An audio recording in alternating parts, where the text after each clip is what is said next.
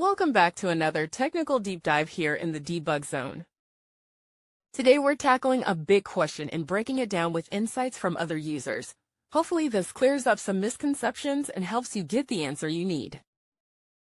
So buckle up, stay a little curious, and let's jump right in.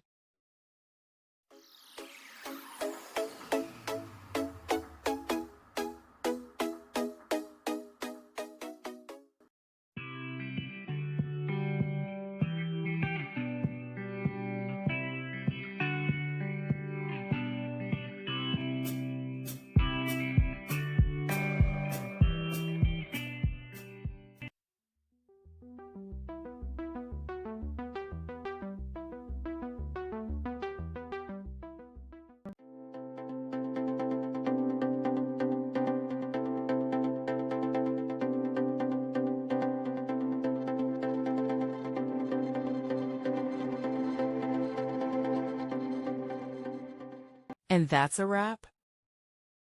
I hope you found the answer you were looking for.